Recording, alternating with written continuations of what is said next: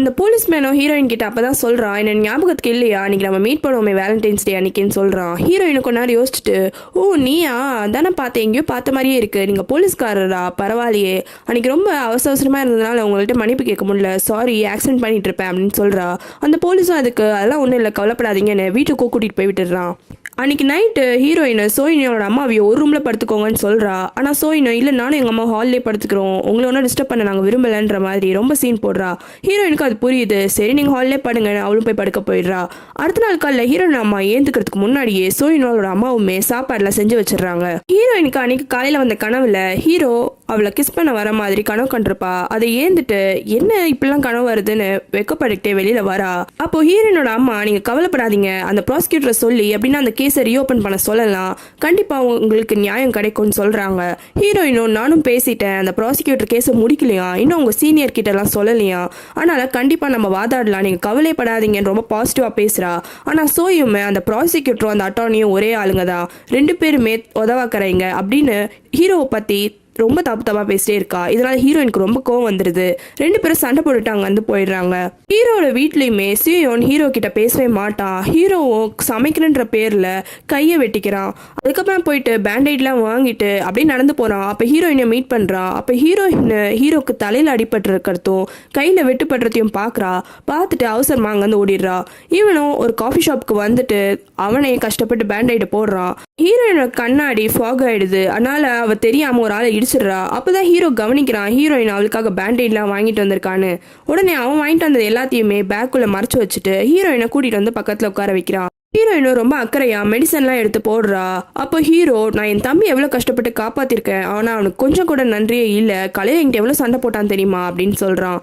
Heroine ஒன்னே, அதே தான் நானும் சோயனும் உங்க அம்மா ரொம்ப கஷ்டப்படுவாங்களே என்னை வீட்டுக்கு கூட்டிட்டு வந்தா அவ காலையில என்கிட்டயே உன்னை பத்தி தப்பா பேசி சண்டை போடுறா, என்ன பண்றது, சரி கையை நீட்டு பேண்டைடு வேற போடணும்னு சொல்லிட்டு ஹீரோக்கு ஒன்னா போடுறா. ஹீரோவும் பொறுமையா பார்த்துட்டே இருக்கான். இங்க பாரு, யார் என்ன சொன்னா என்ன, நம்ம என்ன கஷ்டத்தை ஃபேஸ் பண்ணணும்னு நம்மளுக்கு தான் தெரியும், ஆனா நமக்கு நம்மளே பார்த்துக்கலாம் அப்படின்னு சொல்றா. இதை கேட்கும் போது ஹீரோக்கு ஹீரோயின் மேல ஒரு நல்ல ஒப்பீனியன் ஸ்டார்ட் ஆகுது. அடுத்து கிளம்பி ஆஃபீஸ்க்கு வரான். அப்போ வர வழியில் யூபிஎம்மை மீட் பண்ணுறான். ஆனால் கண்டுக்காத மாதிரி அவன் மட்டும் தனியாக நடந்து வரான். ஆனால் யூபிஎம் என்னை தடுத்து நிறுத்தி, இன்னைக்கு லஞ்சுக்கு மீட் பண்ணலாம், நான் சொன்ன மாதிரி நீ கேஸை கூட முடிச்சிட்ட போல இருக்குன்னு கிண்டல் பண்ணுறான். அதுக்கு ஹீரோ, யார் சொன்னா நான் கேஸை முடிச்சிட்டேன்னு சொல்லிட்டு, நான் இனிமேல் தான் அவன் கேஸை போய் திரும்பி நோண்டணும் அப்படின்னு சொல்கிறான். யூபிஎம்க்கு இன்னும் டென்ஷன் ஆயிடுது. என்ன நீ ரொம்ப ஓவரா பேசுற, நான் தான் சொல்றேன்ல இந்த கேஸை முடிச்சு வைன்ட்டு, இதுக்கு மேல உனக்கு என்ன வேணும், அதுதான் ஆப்போசிட்ல இருக்கிறவங்களே எந்த கேஸும் வேணான்னு எழுதி கொடுத்துட்டாங்களே, அப்புறம் எதுக்கு நீ தேவையில்லாம நோன்றன்னு கேட்குறான். ஹீரோ அதுக்கு, யார் சொன்னா அவங்க எழுதி கொடுத்தாங்கன்னு சொல்லிட்டு, சும்மா எல்லாம் தெரிஞ்ச மாதிரி ரொம்ப நடிக்காத, எப்பயுமே உனக்கு மட்டும்தான் எல்லாமே தெரியுன்ற மாதிரி ஒரு ஒப்பீனியன் இருக்கு, அதனால நீ வந்து எனக்கு ஒன்றும் அட்வைஸ் பண்ண தேவையில்லை, எனக்கு என் கேஸை பத்தி பார்த்துக்க தெரியும், நீ போய் உன் வேலையை பாருன்னு அங்கேருந்து கிளம்பி ஃபாஸ்ட்டாக வந்துடுறான். ஆனால் அதுக்கப்புறமா தான், ஐயோ இவன்கிட்ட போய் இவ்வளோ போல்டாக நம்ம பேசிட்டோமே என்ன பண்ணுறதுன்னு சொல்லிட்டு ஆஃபீஸ்க்கும் வரான். அங்கே இவனோட அசிஸ்டன்ட் அந்த கண்ணாடி போட்ட பொண்ணு இவன் முடிச்ச டாக்குமெண்ட்ஸ் எல்லாத்தையுமே சீனியர் கிட்ட சப்மிட் பண்ணுறதுக்கு எடுத்துகிட்டு போயிட்டு இருக்கா. அப்போ அவசரமாக ஹீரோ வந்துட்டு, இங்கே தான் அந்த பார்க் ஜுன்மாவோட கேஸ் இருக்குன்னு எடுக்கிறான். அதுக்காக நீங்கள் தான் இந்த கேஸை முடிச்சிட்டேன்னு சொன்னீங்களே அப்படின்னு கேட்குறா. யார் சொன்னா முடிச்சிட்டேன்ட்டு, நான் திரும்பி இதில் இன்வெஸ்டிகேட் பண்ணுறதுக்கு நிறைய விஷயம் இருக்குன்னு அங்கேருந்து எடுத்துகிட்டு போகிறான். இவன் இப்படி பண்ணுறத பார்த்தோன்னே அந்த பொண்ணு அவள் ஃப்ரெண்டு கிட்ட, ஏற்கனவே இவர் கிளியர் பண்ணுற கேஸே கம்மி தான், இதில் பாதி கேஸ் எப்படி ரீஇன்வெஸ்டிகேட் பண்ணுறேன்னு எடுத்துகிட்டு போனா எப்போதான் இவர் கேஸ் எல்லாம் முடிப்பாரோ, இவர்கிட்ட வேலை செஞ்சு என்னால் முடியலன்னு புலம்பிட்டே கிளம்புறா. இவன் இந்த மாதிரி பண்ணுறத அந்த சீனியர் அங்கேருந்து கவனிச்சிருப்பாரு. அவனோட ரூம்குள்ளே வந்த ஹீரோ அவனோட அசிஸ்டண்டான இன்வெஸ்டிகேட்டர் ஷோயை கூப்பிட்டு, நாளைக்கு அந்த பார்க் ஜூமோவை நம்மளோட ஆஃபீஸ்க்கு வர சொல்லுங்க, ஒரு இன்வெஸ்டிகேஷன் பண்ண வேண்டியது இருக்கு, அதே மாதிரி அந்த ரிப்போர்ட் கொடுத்த டாக்டர்கிட்டையும் கொஞ்சம் பேச வேண்டியது இருக்கு, அவரையும் வர சொல்லிடுங்க அப்படின்றத சொல்கிறான். இவன் இப்படி சொன்னோடனே இன்வெஸ்டிகேட் ஷோயும் கூட, ஐயோ திரும்பியும் நான் நடுராத்திரி வரைக்கும் வேலை பார்க்கணுமான்னு புலம்பிக்கிட்டே யூபிஎம்க்கு கால் பண்ணுறான். யூபிஎம் ஃபோனை எடுத்துட்டு, சோய் பர்சனல் விஷயமா இருந்தா செல்ஃபோனுக்கே கால் பண்ணியிருக்கலாம்ல, எதுக்கு ஆஃபீஸ் நம்பருக்கு கால் பண்ணுறீங்கன்னு கேட்குறான். அதுக்கு சோய், இல்லை சார் ஆஃபீஸ் விஷயமா தான் கால் பண்ணுறேன், இந்த மாதிரி ப்ராசிக்யூட்டர் ஜிங் வந்து பார்க் ஜூன்மோவை எக்ஸாமின் பண்ணணும்னு சொல்லியிருக்காரு, ஆனால் அதை அவங்கக்கிட்ட பேசி டேட் செட் பண்ண சொன்னார், அதுக்கு தான் கால் பண்ணேன் அப்படின்னு சொல்கிறான்.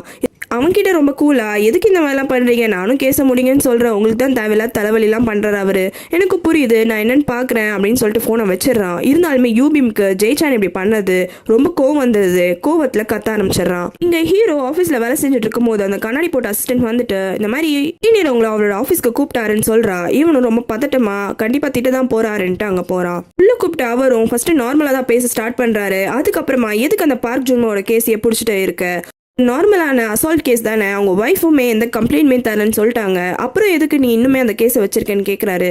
அதுக்கு அவன் இல்லை இந்த மாதிரி அடிக்கடி கேஸ் வந்துட்டே இருக்கு, ஆனால் தான் இன்னும் கொஞ்சம் தீவிரமாக நான் செக் பண்ணலான்னு இருக்கேன் அப்படின்னு சொல்கிறான். உடனே இந்த சீனியர் எனக்கு என்னமோ யூபியுமே அந்த கேஸ்க்கு ஆப்போசிட்டில் நிற்கிறதுனால அவனுக்கு ரிவெஞ்ச் எடுக்கிறதுக்காக தான் நீ இந்த மாதிரி பண்ணுறேன்னு நினைக்கிறேன். அதை விட இம்பார்ட்டண்ட்டான எவ்வளவோ கேஸ் இருக்குது, ஒரு ப்ராசிக்யூட்டரா நீ அது எல்லாத்தையுமே பண்ணாமல் தேவையில்லாமல் எதுக்கு உன் டைமை வேஸ்ட் பண்ணுறேன்னு சொல்கிறாரு. ஆனால் ஹீரோ ரொம்ப டென்ஷன் வந்துடுது. இங்கே பாருங்க, நான் என்னோட வேலையை ப்ராப்பராக தான் பண்ணணும்னு நினைக்கிறேன், ஒரு ப்ராசிக்யூட்டர்னா இப்போ நீங்கள் தானே சொன்னீங்க ரொம்ப தெளிவாக எந்த கேஸாக இருந்தாலும் ப்ராப்பராக பண்ணணும்னு சொல்லிட்டு, இந்த கேஸை என்னால் ஏனோ தானோலாம் மூடி வைக்க முடியாது, நானும் இந்த கேஸை ப்ராப்பராக தான் பண்ணணும்னு நினைக்கிறேன். ஒருவேளை உங்களுக்கு நான் யூபி மேலே ரிவெஞ்ச் எடுக்கிறேன்னு நினச்சா அது நீங்கள் நினச்சிக்கோங்க, எனக்கு அதை பற்றி எந்த கவலையும் இல்லை அப்படின்னு சொல்கிறான். இந்த மாதிரி பேசும்போது அந்த சீனியருக்கு நடுவில் கோவம் வந்துடுது. என்ன நீங்கள் நான் சொல்கிறது பேச்சு நீ கேட்க மாட்டேங்கிறேன்னு எவ்வளோ சொல்கிறாரு. ஆனால் ஹீரோக்கும் அந்த சீனியருக்கும் ஒரு ஆர்குமெண்ட் மாதிரி ஆயிடுது. இந்த சீனியருக்கும் ஒரு அசிஸ்டன்ட் இருப்பா, அவள் இவங்க பேசுறது எல்லாத்தையுமே அவங்கள குரூப் சாட்டில் போட்டு மொத்த ஆஃபீஸ்க்குமே பரப்பி விட்டுறா, இந்த மாதிரி ஜெயிச்சான்னு சீனியரையே எதிர்த்து பேசிட்டான்னு சொல்லிட்டு. ஜெயிச்சான் அந்த கேஸை பற்றி யோசிச்சுக்கிட்டே அவனோட ஆஃபீஸை விட்டு வெளியில் வரான். அப்போ திடீர்னு ஆப்போசிட்டில் அந்த போலீஸ் நிற்கிறான். இவன் எதுக்கு நம்மளை பார்க்குறான்ற மாதிரி இவனும் பார்த்துட்டு இருக்கான். அப்போ அந்த போலீஸ் என்ன ஞாபகத்துக்கு இல்லையா, வேலண்டைன்ஸ் டே அன்னைக்கு நீங்கள் தான் என்னை காப்பாற்றீங்க, கை கொடுங்கன்னு சொல்லிட்டு கையெல்லாம் கொடுத்து ஷேக் பண்ணிக்கிறான். அப்போ தான் ஜெயிச்சேன், ஓ நீ தானே அது, உடம்புல ஏதோ அடியெல்லாம் படல, நல்லா இருக்கியா அப்படின்ட்டு கேட்குறான். ஆனால் நல்லா இருக்கேன், என்னோட பேர் ஹேண்ட் வுட்டக்குன்னு ரெண்டு பேரும் இன்ட்ரடியூஸ் பண்ணிக்கிறாங்க. அதுக்கப்புறமா அந்த போலீஸ் நீங்கள் கண்டிப்பாக என் கூட நைட்டு சாப்பிட்றதுக்கு வரணும், நான் உங்களுக்கு ட்ரீட் வச்சே தருவேன்னு கூப்பிட்றான். ஹீரோவும் என்கிட்ட எந்த பிளானும் கிடையாது நைட்டுன்னு சொல்றான். ஆனால் சரி வாங்க நான் உங்களை கூட்டிட்டு போறேன்னு ரெண்டு பேரும் சாப்பிட போறாங்க. அவங்க போற கடையே ஹீரோயினோட கடையா தான் இருக்கும். ஹீரோயினோட கடையில அந்த சோயினும் வேலை செய்ய ஆரம்பிச்சிடுறா, அவங்க அம்மாவும் வேலை செய்ய ஆரம்பிச்சிடறாங்க.